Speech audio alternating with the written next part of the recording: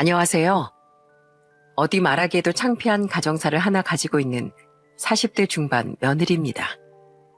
혹시 며느리라고 제 소개를 한 부분에서 눈치채셨나요?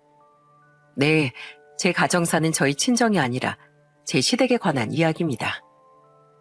세상에 뭐 이런 사람이 다 있나 싶던 시모가 그 사연의 주인공이죠.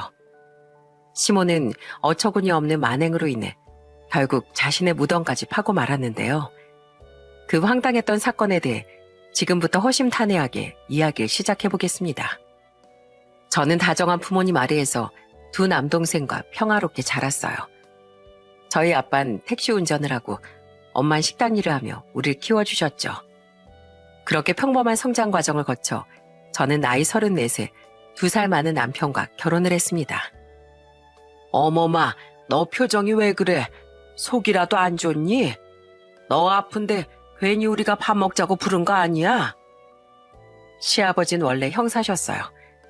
저희가 결혼할 당시에 막 은퇴를 한 뒤 한 오피스텔 건물 관리인으로 일하기 시작할 만큼 부지런한 분이셨죠.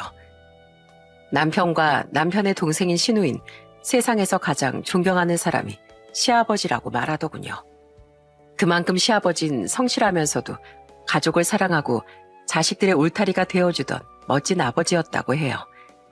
그리고 시아버지는 며느리인 저에게도 누구보다 다정하고 든든한 부모님이 되어주셨답니다. 아니에요, 아버님. 사실은 오늘 회사에서 좀 안 좋은 일이 있었거든요. 무슨 일? 이 시애비한테 다 말해봐라. 내가 별다른 도움은 안 되겠지만 가끔은 털어놓는 것만으로도 위로가 될 때가 있는 법이잖니. 그게요. 사실은 제 상사가 오늘따라 기분이 안 좋았는지 유독 저를 못 잡아먹어서 안달이지 않겠어요?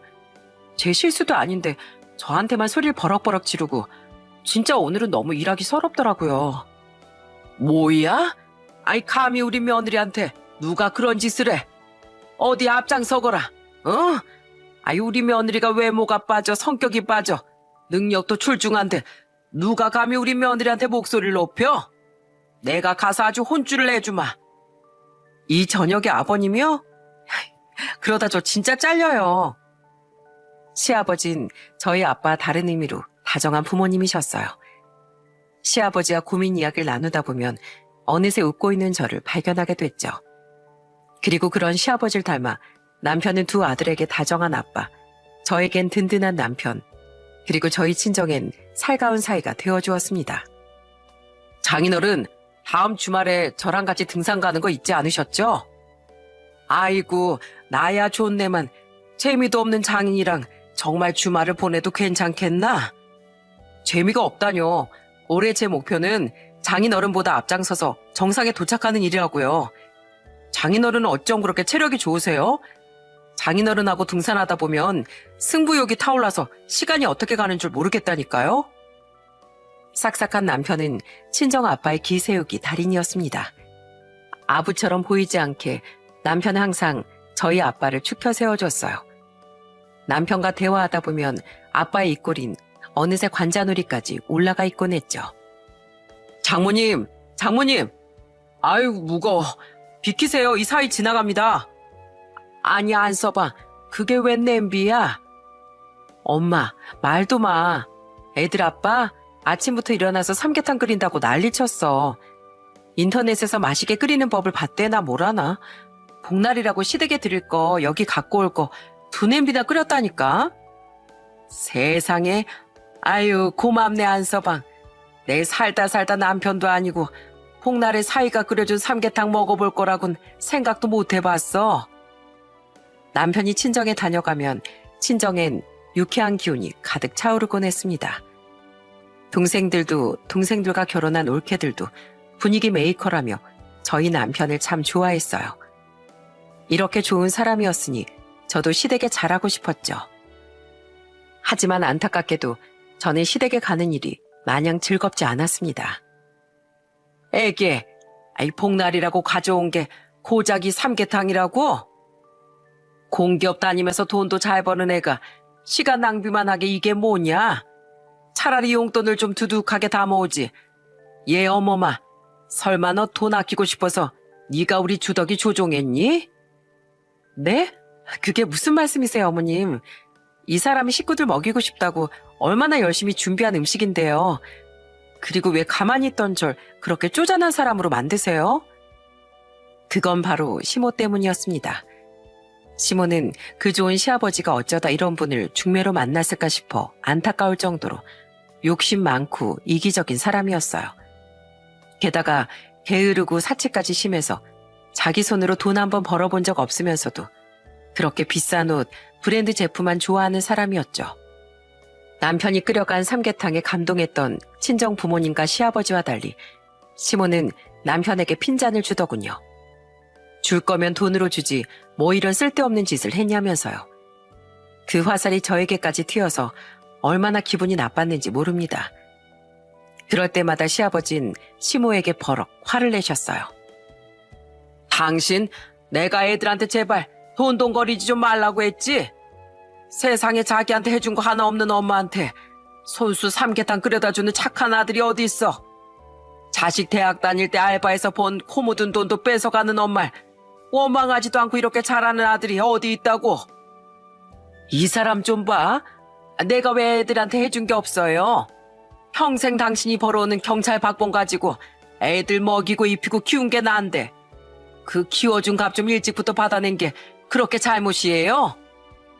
당신이 내가 벌어다 준 돈으로 애들을 위해 줘? 툭 하면 애들은 옆집에 앞집에 맡기고 놀러 다니는 통에 내가 아주 동네 창피해서 고개를 못 들고 다녔어. 동네 여자들한테 민망해서 애들 중고등학교 다닐 땐 아침은커녕 저녁도 제대로 안 챙겨주고 돌아다니지 않았어. 그러면서 맨날 자기 명품 가방 비싼 옷 사느라 나한테 돈. 내가 아주 명품이라면 이골이 난다고. 그럼 엄만 사람도 아니오?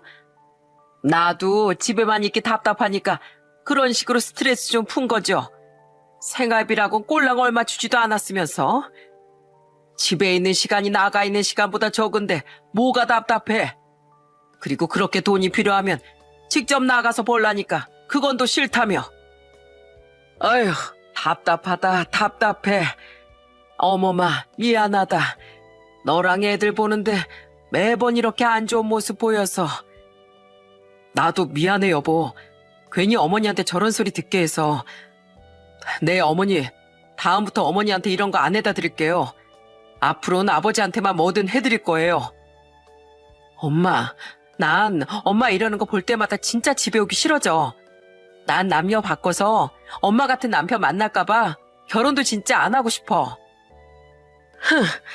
나도 돌아가면 네 아버지 같은 돈 못 버는 사람이랑 절대 결혼 안 할 거다. 근데 여보, 나 다음 달에 100만 원만 더 줘요. 나 사고 싶은 신상 가방이 있단 말이에요. 시끄러워. 100만 원이 네 집 개 이름이야? 남편도 시누이도 시아버지의 편을 들며 시모에게 고개를 절레절레 저었습니다. 시모는 그처럼 자식들에겐 별다른 관심도 없고 탐욕만 부리기 좋아하는 사람이었어요.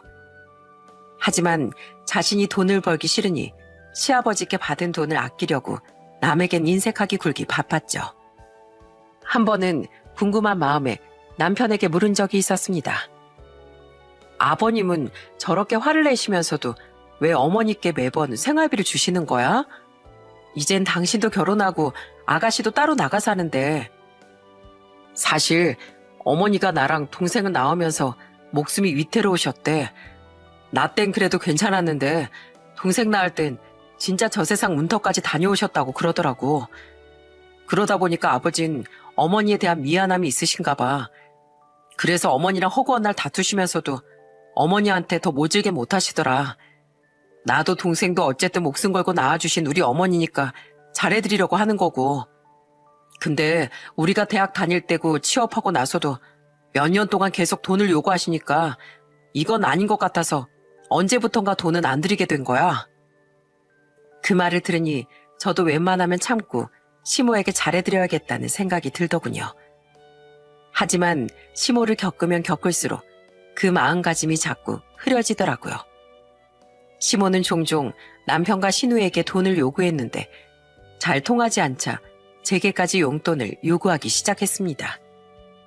하지만 옆에서 듣고 있던 남편은 자신이 전화를 바꿔서 곧장 거절해버렸죠. 그리곤 제게 이렇게 말했어요. 우리 어머니가 돈 필요할 일은 사치하시는 거 외엔 없어. 그러니까 마음 약해져서 당신도 절대로 빌려드리지 마. 그게 진짜 어머니도 나도 위하는 일이야. 그런 남편의 말을 듣고 저 또한 시모에게 돈을 빌려주는 일은 없었습니다. 그러자 시모는 점점 저를 못마땅하게 보더라고요. 그리고 돈 나올 곳이 없자 시모는 점점 치사한 방법으로 돈을 욕심내기 시작하더군요. 한 번은 남편의 생일 기념 저녁 식사를 하던 날 이런 일이 있었습니다. 축하한다 우리 아들. 많이 먹어. 나이 들수록 잘 먹어야 건강한 거야. 그날은 저희 부부와 두 아들, 시모와 시누이까지 6명이서 한우집에 갔었습니다. 시아버지께선 그날 참석을 하지 못하셨어요. 그날 점심에 절친한 친구분의 형님께서 돌아가셨다는 부고 소식을 들으셨거든요. 3일 동안 자신이 꼭 곁에 있어줘야 하는 친구라며 시아버지 남편에게 전화해 미안하다는 말씀을 하셨죠. 그런데 그날 식사를 다 하고 나서 시모가 이러는 게 아니겠어요?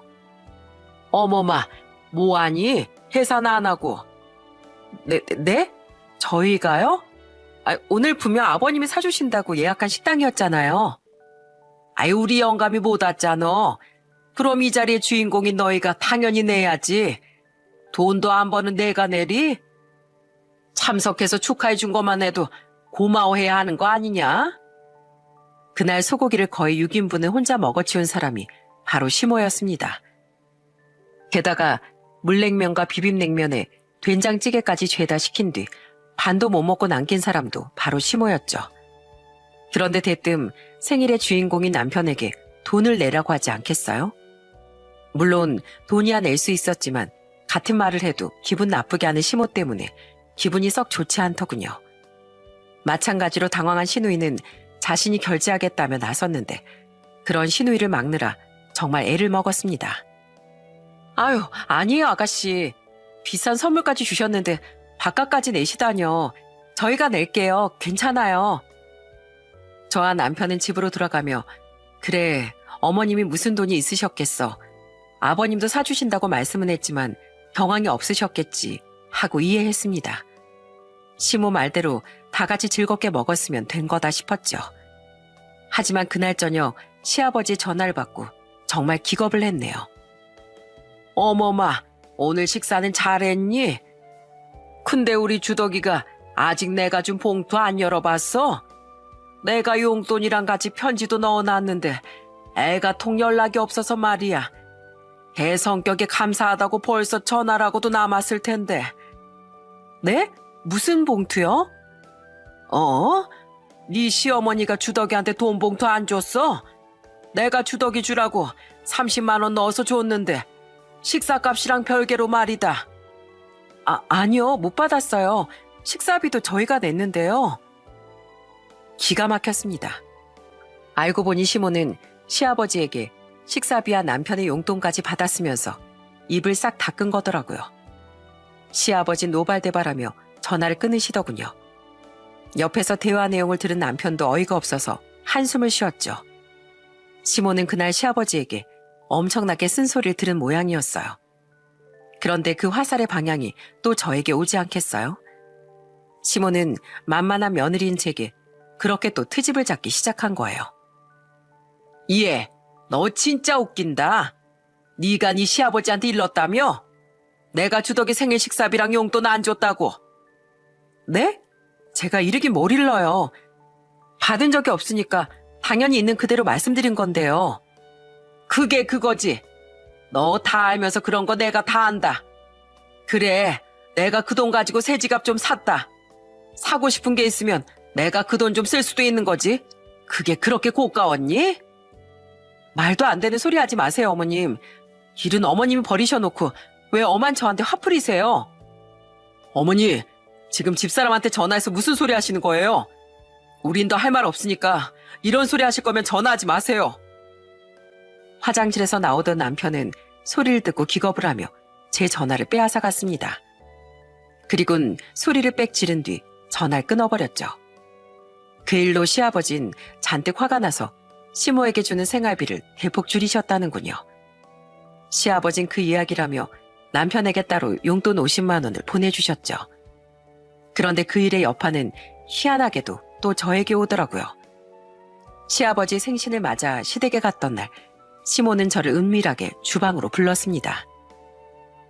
예, 어머마. 저번엔 내가 미안했다. 내가 영감한테 욕을 하도 들어먹다 보니까 너무 화가 나서 잠깐 흥분했었어. 네, 알겠어요, 어머님.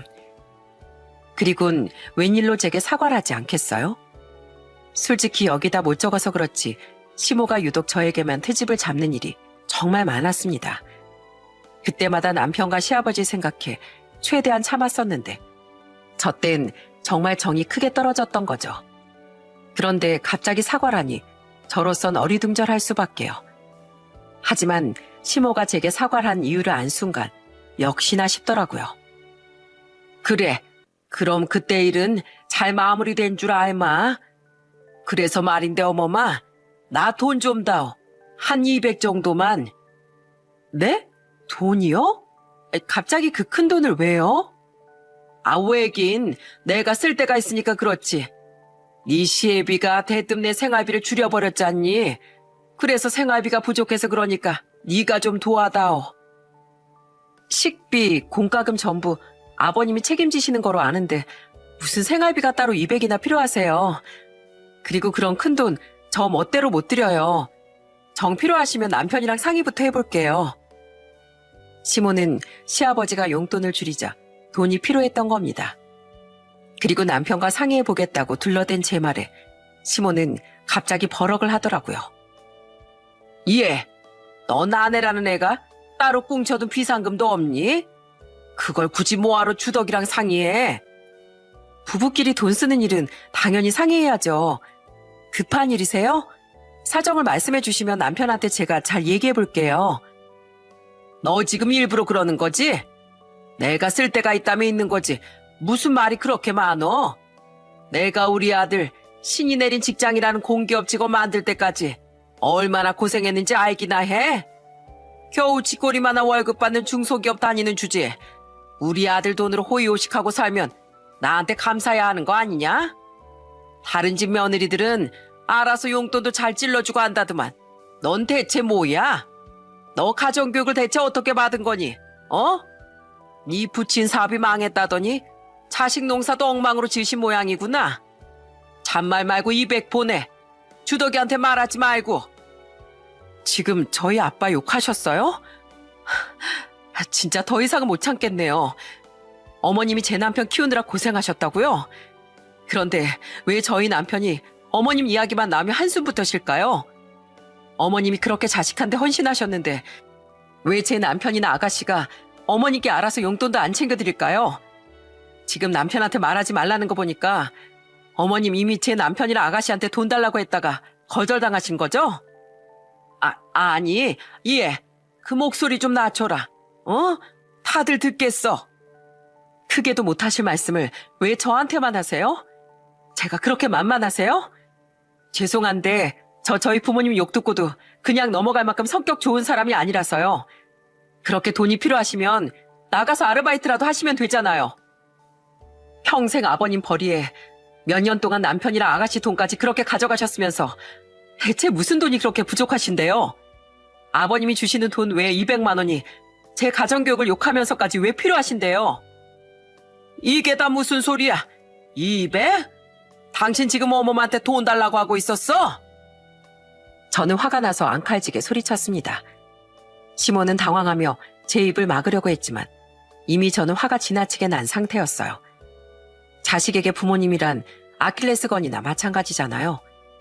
그 소리를 듣고 거실에 있던 시아버지와 남편 시누이까지 모두 달려오더군요. 망했다는 사실을 깨닫자 시모는 눈이 빠지게 저를 노려보더라고요. 그날 일로 시모와 제 사이는 완전히 틀어졌습니다. 참을 만큼 참았던 저도 더 이상 시모에게 좋은 행동이 나가지 않았어요. 시모 또한 제가 시댁에 갈 때마다 콧방귀를 끼며 못마땅한 티를 팍팍 냈죠. 당신 그럴 거면 그냥 방에 들어가 있어. 미안하다 어머마. 에휴, 저 옆편에 남아 죽을 때까지 평생 철부지로 살 거야. 그래도 어쩌겠니? 결혼해서 한 번 남편이 됐으니 미우나 고우나 내가 책임져야지. 내가 참 너 볼 면목이 없다.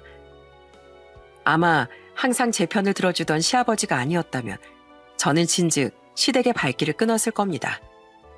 하지만 남편도 시누이도 항상 제게 미안해했고 제가 시아버지를 너무 좋아했기에 저는 명절이나 중요한 날엔 시아버지를 뵈러 시댁에 갔어요.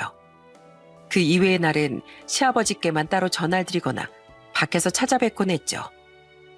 그렇게 심오와 불편한 세월을 보내던 와중 저희 친정엔 큰 불행이 찾아왔습니다. 아빠,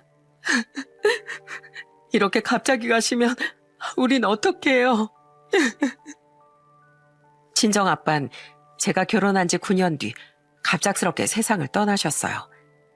평소 가지고 있던 지병이 악화되어 쓰러진 뒤 그대로 영영 눈을 뜨지 못하게 되신 거죠. 준비되지 않은 불행에 친정 식구들은 큰 슬픔에 잠겼습니다. 특히 아빠와 금슬이 좋던 엄마는 한동안 많이 우울해하셨어요. 장모님, 저희 왔습니다. 아유, 우리 장모님 기특하셔라. 오늘은 제가 사다 드린 갈비찜 많이 드셨네요. 그래, 고맙네 안서방. 자네랑 우리 연희가 이렇게 자주 찾아와 주니까 나도 기운이 나는 것 같아. 두 동생은 결혼해서 지방에 살고 있었기에 같은 서울에 살던 저와 남편은 친정 엄마를 살뜰히 찾아뵀습니다. 저는 딸이라고 쳐도 친자식처럼 엄마를 챙겨주는 남편에게 참 고맙더라고요. 그 덕분인지 엄마 또한 조금씩 기운을 차리셨죠. 그렇게 아빠가 돌아가신 지 몇 달이 지난 어느 날 엄마는 제게 의외의 제안을 하시더군요. 한정식집? 그래, 이 엄마가 유명한 한정식 가게에서도 2번이나 일했었잖니. 네 아빠 보내고 집에만 있기 너무 쓸쓸했는데 마침내 지인이 좋은 터에 있던 자기 식당을 접는다고 하지 않겠니? 우리 거기에 같이 한정식집을 차려서 운영해보지 않을래? 음식 전반은 엄마가 책임질 테니까 넌 운영이랑 나머지를 맡아서 해보자고, 어? 네 아빠가 남긴 사망보험금이랑 남긴 유산 좀 합해서 말이야. 엄마는 제게 회사를 그만두고 같이 한정식집을 운영해보자고 하셨어요. 엄마의 손맛이야 익히 알고 마케팅 관련 일을 해서 홍보나 매장 운영 등엔 저도 자신이 있던 터라 솔깃했습니다. 마침 애엄마라며 회사에서도 자꾸 도태되는 느낌이 들어 이직을 고민하고 있기도 했고요. 그리고 그런 제 고민에 쐐기를 박아준 사람은 바로 남편이었습니다. 해봐 여보. 안 그래도 예전부터 장모님 꿈이 직접 식당 운영하시는 거였다며. 지금이 바로 그때가 아닐까? 물론 장모님이 연세가 훨씬 많으시면 나도 만류했을 거야. 그런데 장모님이 워낙 결혼을 일찍 하셔서 나이도 아직 67밖에 안 되셨잖아. 무엇보다 야무진 당신이 고민할 정도면 어느 정도 가능성을 봤다는 거 아니겠어? 난 당신 믿어. 남편은 제게 무한한 응원과 용기를 주더군요. 그런 남편의 말에 힘입어 저는 엄마와 함께 한정식집을 차리게 됐습니다. 아빠가 남긴 엄마 제 몫의 유산과 엄마 앞으로 나온 사망보험금, 그리고 우리 부부의 돈과 제 앞으로 약간의 대출을 받아서 말이죠. 그리고 그 도전은 꽤 성공적이었어요. 엄마의 손맛과 메뉴 정하는 센스, 저의 홍보 전략과 탁월한 식당 위치가 더해져 한정식 집은 빠르게 입소문을 탔거든요. 엄마가 너무 힘드시진 않을까 걱정했는데 엄마는 오히려 하루하루 너무 신이 나 보이시더라고요. 아빠 돌아가시고 많이 힘들어하던 엄마가 기운을 차린 것 같아 정말 다행이라고 생각했죠. 그런데 식당을 오픈한 지 반년쯤 지났던 어느 날 엄마가 갑자기 이런 말씀을 하시더라고요. 예, 네 시어머니한테서 아까 전화가 왔다. 이번 주 토요일에 동창회가 있다면서 우리 가게 예약을 하고 싶으시다더구나. 네 시어머니까지 15명을 예약하셨어. 인터넷으로 가격도 이미 다 찾아보셨다기에 예약 잡아드렸다. 왜 나한테 전화를 안 하시고 엄마한테 전화를 하셨지? 뭐 나랑 같이 하는 걸 아니까 아무래도 어른이 나한테 전화하는 게 도리에 맞는 것 같으셨대. 예, 너랑 네 시어머니 사이는 잘 알지만 그래도 친구분들 데리고 좋은 마음으로 오시는 건데 잘해드려야 한다. 지금처럼 그렇게 떨떠름한 표정 지으면 안 돼. 안서방이 우리한테 얼마나 잘했니? 알았지? 시모는 엄마에게 전화를 걸어 단체 예약을 했다더군요. 엄만 저와 시모의 관계를 대충은 들어 알고 계셨습니다. 그래도 남편을 봐서 지인들 앞에서 시모에게 절대 무례하게 굴면 안 된다고 주의를 주시더라고요. 썩 내키진 않았지만 저는 알겠다고 말씀드렸어요. 어차피 오셔서 식사만 하고 가실 건데다 친정 엄마까지 계신 곳에서 무슨 일이나 할까 싶더라고요. 남편에게 말하니 남편 또한 갸우뚱하면서도 이렇게 말했죠. 동창회면 다 같이 거둔 회비가 있을 테니까 아무리 우리 어머니라도 무슨 일이야 있겠어? 불편하겠지만 잘 부탁해 여보. 그렇게 대망의 예약날이 되었습니다. 그리고 저는 그날 우리 모두가 시모를 과소평가했다는 걸 알게 됐어요. 아유, 다들 인사해. 여긴 우리 며느리. 내가 우리 며느리 가게 오픈 축하해 주려고 일부러 여기로 예약한 거잖아. 어머 사부인, 안녕하세요. 늦었지만 개업 축하드립니다. 와주셔서 감사합니다, 사부인. 맛있게 드시고 편하게 머물다 가세요. 연희야, 어른들 얼른 안내드려라. 우와, 경자 너 며느리 완전 잘 봤다 얘. 글쎄 내가 여기 오늘 간다니까 우리 딸이 알려주더라.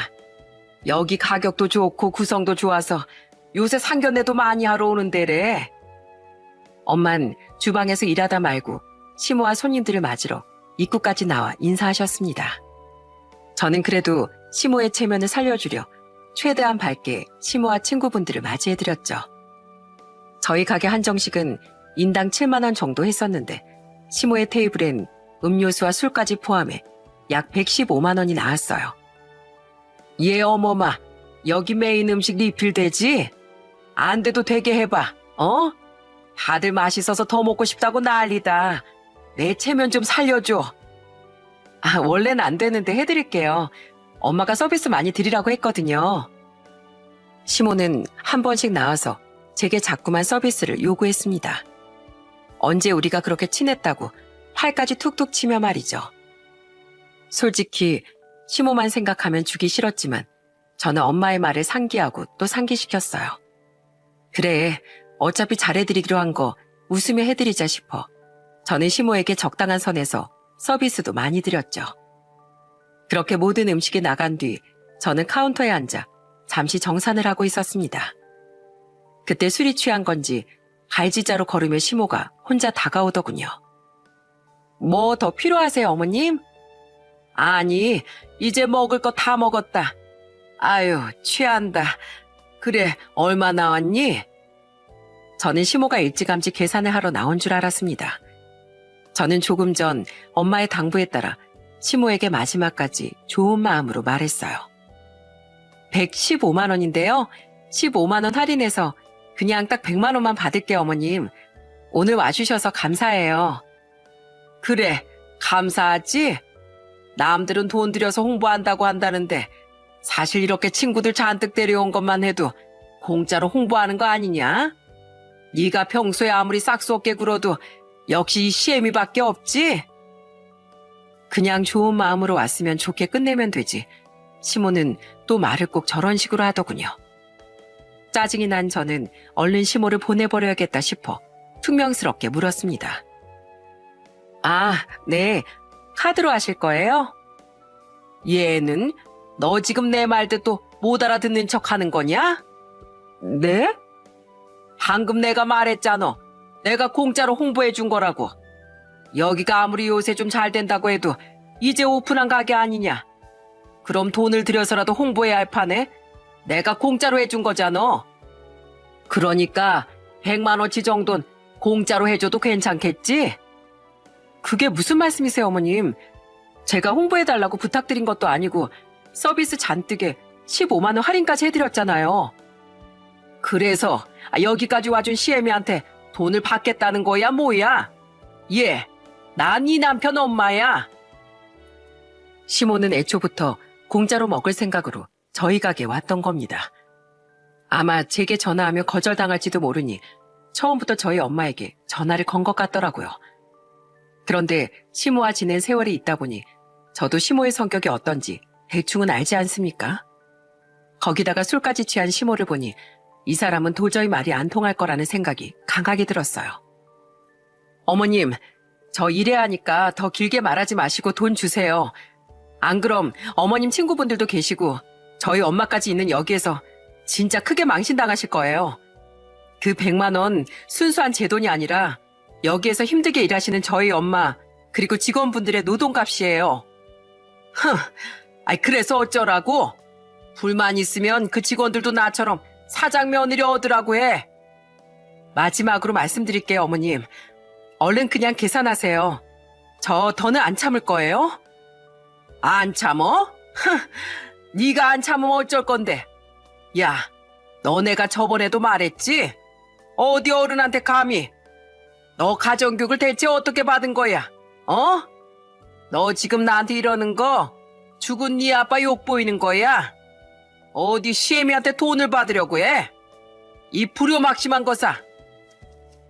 이래서 내가 일을 안 하고 집에서 애들만 키운 거야. 맞벌이 한답시고 네 엄마가 밖으로 나돌았으니 딸 자식을 이렇게 버릇없게 키운 거 아니야. 잔말 말고 난 돈 못 낸다. 알았어? 제가 어머님 친딸도 아니고 친딸이라고 해도 이게 불효랑 무슨 관계인지 모르겠어요. 그리고 전부터 자꾸 저희 부모님 들먹이시는데 그거 정말 잘못 생각하신 거예요, 어머님. 저는 분명 2번이나 기회를 드렸어요. 망신을 자초한 건 어머님이세요. 저 지금 어머님 무전 취식으로 신고할 거예요. 그날 시모에 대한 제 마지막 정도, 의리도 모두 뚝 떨어져 버렸습니다. 저는 남편과 시아버지에 대한 의리고 뭐고 더 이상 시모를 봐주기 싫었어요. 때문에 시모가 보는 앞에서 일을 누르곤 그대로 신고를 하려고 했죠. 그러자 시모는 그제야 기겁을 하고 제게서 휴대폰을 빼앗아 가더군요. 예, 지금 뭐 하는 짓이야? 얼른 주세요, 제 휴대폰. 뭐 하긴요, 신고하잖아요. 범법을 저지르셨으면 이 정도 각오는 하셨어야죠. 아이고, 어디 며느리 무서워서 무슨 말을 하겠니? 시애미한테 밥값 좀 받지 말라는 게 경찰까지 부를 일이냐? 물론 평소 시모와 제 사이가 좋았다면 저는 시모에게 한 푼도 받지 않고 기분 좋게 대접했을 겁니다. 하지만 얼굴만 봐도 껄끄러운 시모에게 이 정도면 저도 할 만큼 한 거 아닙니까? 그런데 다짜고짜 와서 버릇없네 어쩌네 하면서 돈을 못 내겠다는데 이게 어느 나라 경우랍니까? 이건 저뿐 아니라 저희 엄마를 무시한 행동이 틀림없다고 생각했어요. 때문에 그날은 절대 시모를 봐줄 생각이 없었죠. 대접은 대접하는 사람 마음에서 우러나야 대접인 거예요. 저는 그럴 마음이 없는데 왜 어머님은 저희 부모님까지 욕하면서 대접을 강요하세요? 어머님은 어머님 부모님께 무슨 교육을 받으셨는지 모르겠는데 전 아닌 건 아니라고 확실하게 말하라고 배웠습니다. 그러니까 돈 낼 거 아니시면 얌전히 경찰서로 끌려가세요. 이리 내놔요, 제 휴대폰. 저는 시모의 손에서 제 휴대폰을 낚아챘습니다. 큰 소란에 이미 손님들의 이목은 우리에게 집중돼 있었어요. 그런 소란 속에 주방이라고 조용했겠습니까? 어느덧 달려나와 모든 상황을 보신 엄마가 불그락 푸르락해진 얼굴로 우리에게 다가오고 계시더군요. 그런 엄마의 뒤로 시모의 일행들이 어리둥절한 표정으로 우릴 보고 있더라고요. 하지만 시모는 술에 취해 그런 일행들의 얼굴을 아직 못 본 것 같았습니다. 그리고 그런 시모가 먼저 마주하게 된 건 잔뜩 화가 난 친정엄마의 얼굴이었죠. 이봐요, 사부인. 내가 주방에서 나와서 가정교육 어쩌고부터 들었습니다. 지금 제정신이세요? 지금 우리 딸한테 이게 무슨 진상짓이에요? 사부인, 아니 난 시부모도 부모인데 얘가 돈을 받겠다길래. 여긴 엄연히 식당인데 우리가 초대한 것도 아니고 직접 예약을 했으면 당연히 돈을 내야 하는 거 아닙니까? 우리가 이 식당 차리는데 사부인이 10원짜리 한 장 보태줬어요? 처음부터 이러려고 여기로 온 모양인데 미치셨습니까? 어디 사돈 어려운 줄 모르고 술 처먹고 추태입니까, 추텐? 내가 우리 딸한테 어른한테 버릇없게 구는 거 아니라고 나무랐습니다. 그런데 제가 우리 딸을 아주 호구로 만들 뻔했네요. 세상에 이런 사람이 있을 거라고 생각도 하지 못한 내 탓입니다. 그 친구라는 분들도 좀 나와보라고 하세요. 얼마나 경우가 없으면 아무리 친구가 가자고 했다고 해도 그렇지. 공짜로 친구 사돈 가게에 와서 무전 취직할 생각을 했답니까? 우리 딸을 얼마나 우습게 봤으면요. 엄마는 얼굴이 시뻘개진 시모에게 삿대질까지 하며 화를 내셨습니다. 강약 약강이라고 만만한 저에겐 핏대를 세우며 소리치더니 엄마에겐 아무 말도 못하더군요. 그리고 그런 엄마의 고함에 기겁을 하고 우르르 달려나온 건 바로 시모의 일행들이었어요. 시모의 친구들은 억울한 표정으로 이렇게 말했습니다. 우린 무전 취직하려고 온 거 아니에요. 엄연히 거둔 회비가 있는데 우리가 왜요? 야, 경자야. 너 네가 나서서 이번 모임 총무하겠다고 했잖아. 우린 네가 네 며느리랑 사돈 어른 돕고 싶다고 해서 여기 온 거야. 뭐 서비스에 좀 바라긴 했다만 그거랑 이건 완전 다르지. 너 우리 애비 어쨌어? 창피하게 그만하고 빨리 돈 내. 그게 나 돈이 없어. 뭐? 아니 우리 애비 다 어쨌어? 너 설마 그거 다른 데로 빼돌렸었니? 저는 그때 시모가 총무인 것도 처음 알았습니다. 시모는 아무 말도 못하고 어쩔 줄 몰라 하더군요. 눈치를 보니 시모는 정말로 회비를 빼돌렸나 보더라고요. 그 모습에 시모의 친구들은 화가 나서 길길이 날뛰기 시작했어요. 얘 웃기네. 야, 너 이러려고 총무한다고 했어? 안 되겠다. 이봐, 거기 며느리. 아까 신고 안 해 어쩌네 했지? 얼른 신고해버려. 이건 엄연한 횡령이라고, 횡령. 잠깐만. 돈 낼게. 내면 되잖아. 우리 남편한테 전화할게. 기다려. 너 남은 회비도 우리 보는 앞에서 다 토해내고 가. 안 그럼 진짜 철창 신세 질 줄 알아. 회비를 빼돌린 뒤 저희 가게에서 무전 취식을 하려 했던 시모는 설상가상 친구들에게 신고까지 당할 위기에 놓였습니다.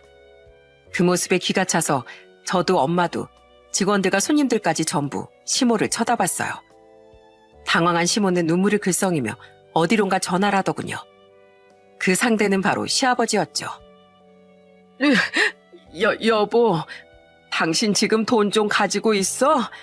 내가 급하게 돈이 필요한데. 야, 전화 줘. 여보세요? 예, 형균 씨, 남이애입니다. 알죠? 뭐 다른 말할 거 없고 당장 여기를 좀 오셔야겠습니다. 오늘 형균 씨 며느리 한정 씨 가게에서 우리 모임 가진 건 아시죠? 예. 근데 경자 이 정신 나간 기집애가 나서서 총무하겠다더니 회비를 전부 어디로 빼돌리군 식사값 낼 돈도 없다네요. 술 취해서 돈 못 낸다고 자기 며느리한테 꼬장 부리다가 아주 개망신 당하고 있습니다. 얼른 와서 식사비에 나머지 우리 회비 다 내놓으셔야겠어요. 아니면 우리 당장 경자재 신고할 거예요. 그런 시모의 손에서 미애라는 친구분은 휴대폰을 확 빼앗아 들더군요. 그리곤 격앙된 목소리로 자초지종을 이야기하며 시아버지를 가게로 소환하더라고요. 그 가게는 시댁에서 차로 약 20분가량 걸리는 가까운 곳이었는데 어찌나 차를 빠르게 모셨던 건지 집에 계셨던 시아버지는 무려 15분 만에 가게에 도착하셨습니다. 그 사이 시모는 어쩔 줄 모르고 저희 엄마 일행들에게 둘러싸여 있었고 저와 나머지 직원들은 우선 다른 손님들께 양해를 구하기 바빴죠. 소란을 피워 죄송하다며 저는 모든 테이블에 서비스 음료를 전부 한 캔씩 돌렸어요. 어머마, 사부인! 시아버진 저희 가게 앞에 주차를 하자마자 안으로 달려오시더군요. 그리고 오자마자 저희 엄마와 시모 일행들에게 허리 숙여 사과하시기 바빴어요. 정말 죄송합니다. 제가 집사람 간수를 잘못했습니다. 사부인, 정말 죄송합니다. 여보, 당신은 조용히 입 닫고 있어. 무서운 목소리로 시모의 입을 다물게 한 시아버진, 우선 저희 엄마를 통해 계산부터 하셨습니다. 할인가 100만 원이 아니라 서비스 나간 음식들 갖가지 모두 포함해서 말이죠. 화가 난 엄마가 그 돈을 모두 내라고 하셨거든요. 그 뒤 시아버진 시모의 일행들에게 그동안 모인 회비가 얼마인지 물으셨어요. 그리곤 식사값을 제외한 모든 회비를 현금으로 이체하시더라고요. 야, 박경자, 너 인생 그따위로 살지 마.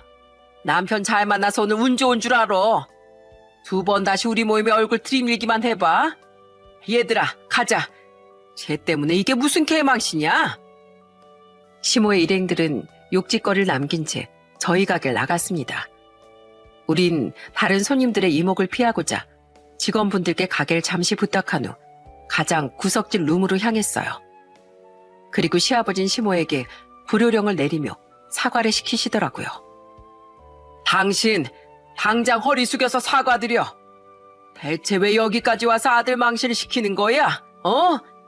그 돈 다 어디다 썼어? 그냥 쇼핑 좀 했어요. 죄송합니다, 사부인. 어머한테도 사과해. 아휴, 정말 죄송합니다, 사부인. 제가 진짜 이 사람 때문에 얼굴을 못 들고 다니겠네요. 어머마, 정말 미안하다. 미안하다, 어머마. 됐고요. 전 이제 어머님이랑 정말로 안 보고 살 거예요. 오늘 일로 저뿐 아니라 저희 집을 얼마나 무시하셨는지 잘 알았으니까요. 아버님, 죄송하지만 저는 어머님에게 인내할 만큼 인내한 것 같아요. 다른 건 몰라도 자꾸 저희 집 가정교육까지 운운하시는 어머님을 저는 더 이상 며느리로서 존중해드리기 힘들 것 같습니다. 그래, 네 마음 다 이해한다. 앞으로 명절에도 그냥 오지 마라. 에휴, 내가 평생 형사로 살았으면 뭐하니. 집안에 이렇게 버젓이 도둑을 키우고 있었는데.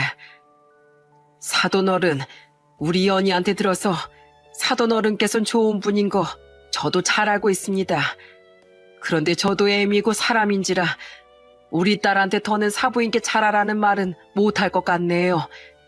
양가 사이가 이렇게 악화되어 유감입니다. 아닙니다. 제가 정말 면목이 없습니다. 이 사람은 제가 데려가서 아주 눈물 나도록 혼쭐을 내겠습니다. 당신, 앞으로 당신한테 생활비 한 푼 못 줄 줄 알아. 난 그래도 내 아내고 애들 엄마니까 당신한테 남편으로서 최선을 다하려고 노력했어. 그런데 그런 내 배려가 당신한텐 독이 됐던 것 같네. 아예 돈이 없어 봐야 집에서도 못 나가고 그래야 남의 돈에 눈독 들일 생각도 못하지. 여보, 내가 잘못했어요, 여보. 시아버진 눈물 콧물 범벅이 된 시모를 질질 끌고 엄마에게 마지막 인사를 하신 뒤 가게를 나가셨습니다.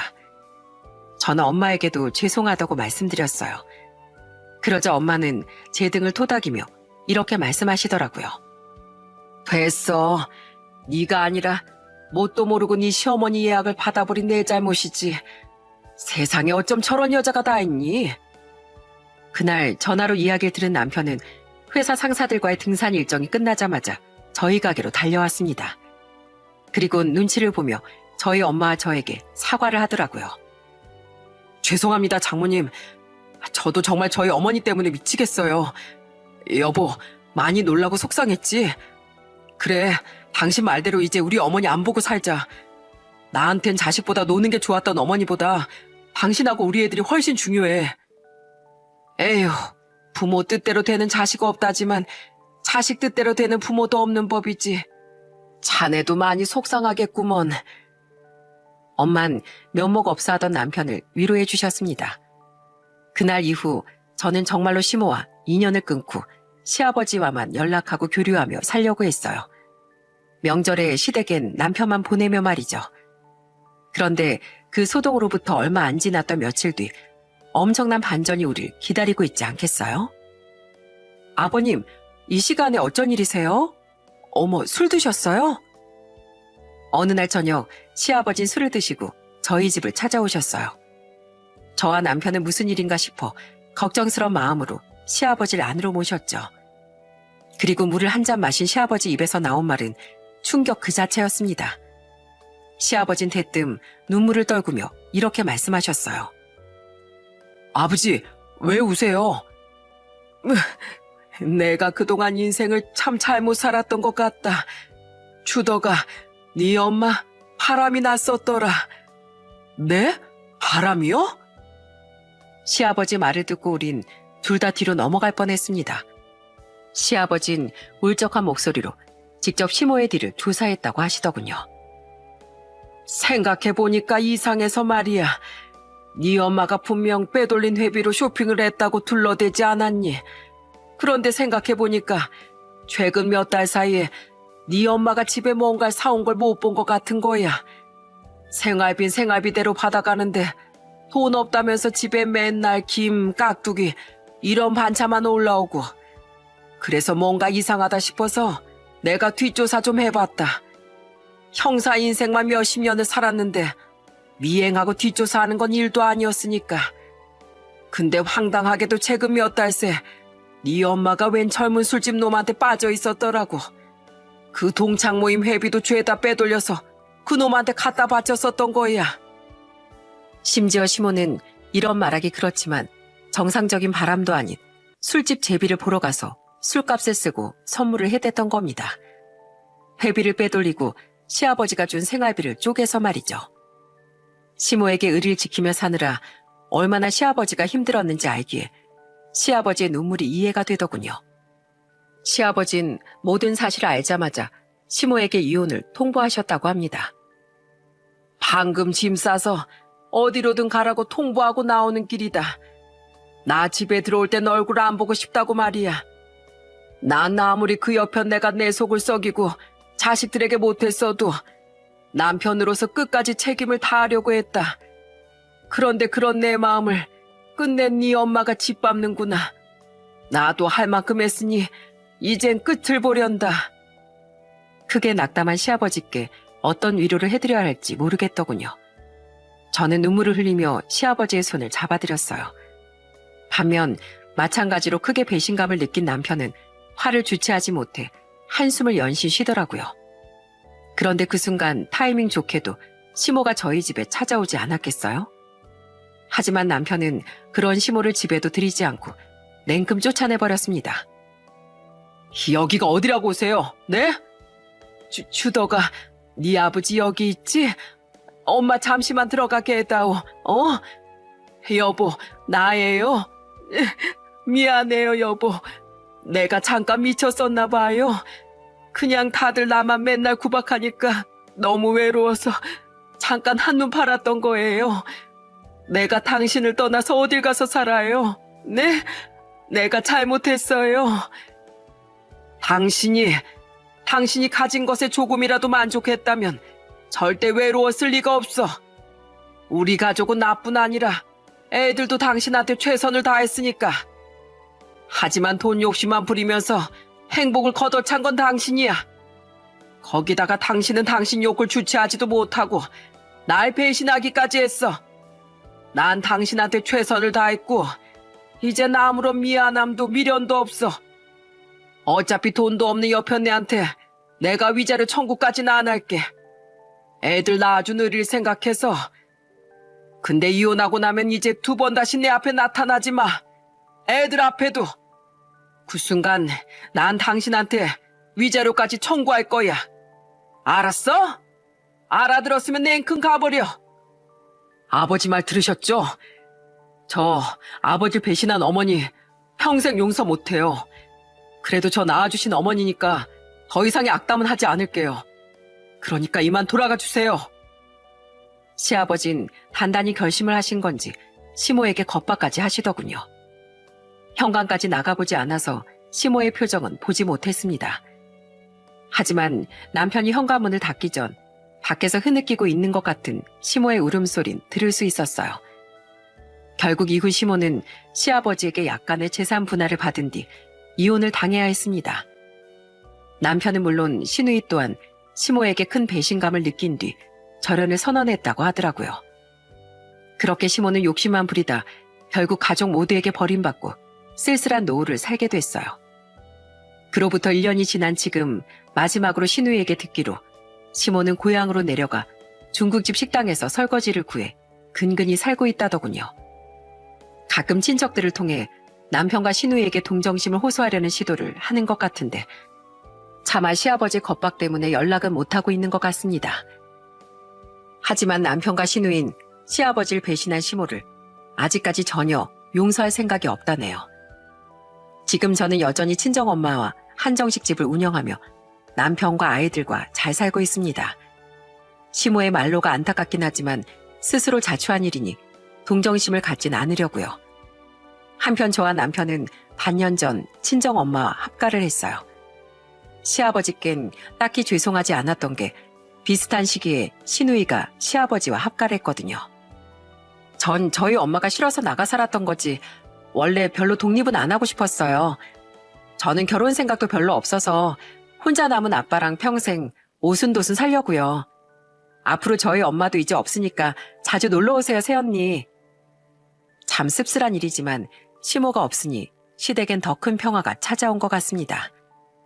시아버진 평생 속을 썩이던 시모가 없어지자 주말엔 취미 활동도 하고 모임도 가지며 아주 즐거운 나날을 보내고 계시거든요. 저희도 시모가 없으니 애들을 데리고 더 자주 시댁에 놀러 가기도 하고요. 앞으로 남편과 시누이가 언제까지 시모를 안 보고 살지 모르겠습니다. 하지만 만약 남편과 시누이가 시모를 다시 볼 일이 생기더라도 저는 그저 남이다 생각하고 시모와의 인연은 이어가지 않으려고 해요. 저는 저를 아껴주는 엄마와 시아버지께 효도하기에도 시간이 모자라니까요. 여러분, 이렇듯 제 시모는 욕심을 부리다 결국 스스로 화를 자초하는 꼴이 되고 말았습니다. 책임감 강한 남편과 착한 자식을 둘이나 두었으면서도 현실에 만족하지 못하고 탐욕을 부리던 행동은 결국 초라한 말년이란 대가를 치르게 했던 거죠. 욕심은 화를 부른다 라는 옛말이 정말 틀린 말이 아니더라고요.